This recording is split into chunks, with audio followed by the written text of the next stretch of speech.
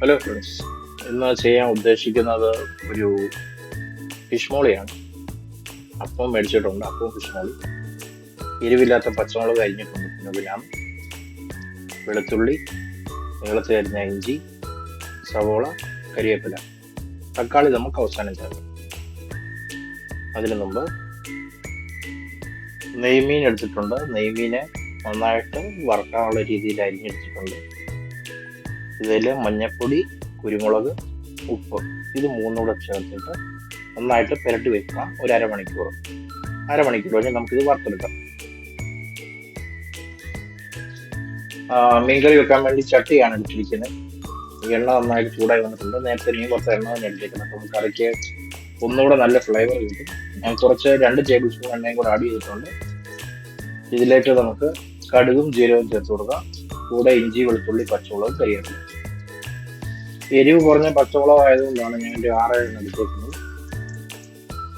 ഇഞ്ചിയും വെളുത്തുള്ളിയും കൂടി ചേർത്ത് കൊടുത്തിട്ടുണ്ട്. ഇത് ചെറുതായിട്ട് മൂപ്പിച്ചത്.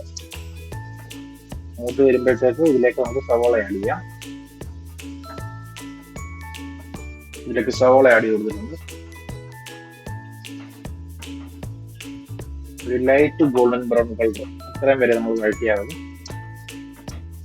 നമുക്ക് കുറച്ച് ഉപ്പ് കൂടെ ആഡ് ചെയ്ത് കൊടുക്കാവേ. സവോള നന്നായിട്ട് വാടി വന്നിട്ടുണ്ട്. നമുക്ക് ഇതിലേക്ക് ഇനി മഞ്ഞൾപ്പൊടിയും ഒരു 1/4 ടീസ്പൂൺ മഞ്ഞൾപ്പൊടിയും ഒരു 2 ടേബിൾ സ്പൂൺ മല്ലിപ്പൊടിയും കൂടെ നമുക്ക് ചേർത്ത് വെച്ച് നമുക്ക് നന്നായിട്ട് വഴറ്റിയെടുക്കാം. എരി ഇല്ലാത്ത മുളകായതുകൊണ്ടാണ് ഞാനൊരു 6-7 പീസ് എടുത്തേക്കുന്നത്. എരിയുള്ള മുളകാണെങ്കിൽ ഒരു 4 പീസ് മതിയാകും, നിങ്ങളുടെ എരിക്ക് അനുസരിച്ച്. എന്തായാലും നന്നായിട്ടൊന്ന് മൂത്ത് വന്നിട്ടുണ്ട്. നമുക്ക് ഇതിലേക്ക് 2-ാം പാൽ ആഡ് ചെയ്ത് കൊടുക്കാം.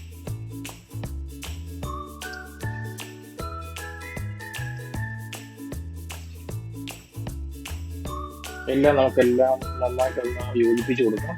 ഇളക്കി തീ കുറച്ച് തന്നെ വെച്ചിട്ട് തിള വീഴണം വരെ കാത്തിരിക്കുക. ഈ സമയത്ത് തന്നെ ഉപ്പും ചേർത്ത് കൊടുത്തിട്ട്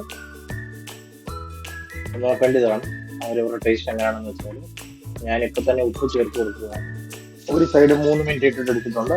അടുത്ത സൈഡ് കൂടെ നോക്കുന്ന 3 മിനിറ്റ് ഒന്ന് ചൂടാക്കി വെക്കാം. ഫയർ എപ്പോഴും സിമ്മറിലിട്ടിട്ട് മീൻ വറുത്താൽ മതി. ബാക്കി മീനുള്ള വറുത്തിട്ട് കാണിക്കാം. നമുക്കിനി 1-ാം പാല് ചേർത്ത് കൊടുക്കാം. 1-ാം പാലിൽ ഞാൻ എടുത്തിരിക്കുന്നത് 2 ടേബിൾ സ്പൂണ് കോക്കനട്ട് മിൽക്ക് പൗഡറിൻ്റെ അകത്തേക്ക് 80 ml വെള്ളം എന്നൊരു കണക്കിനാണ് ഒഴിച്ചു കൊടുക്കാം. സ്വാദിഷ്ടമായ ഫിഷ് മോളി ഇവിടെ തയ്യാറായിട്ടുണ്ട്. നമുക്ക് അപ്പത്തിൻ്റെ കൂടെ ചപ്പാത്തിൻ്റെ കൂടെ നമുക്ക് സെർവ് ചെയ്യാവുന്നതാണ്. ഞാൻ ഇന്ന് നെല്ലറയുടെ അപ്പം പാക്കറ്റാണ് മേടിച്ചിരിക്കുന്നത്. അപ്പം നമുക്ക് അപ്പം ഉണ്ടാക്കാം.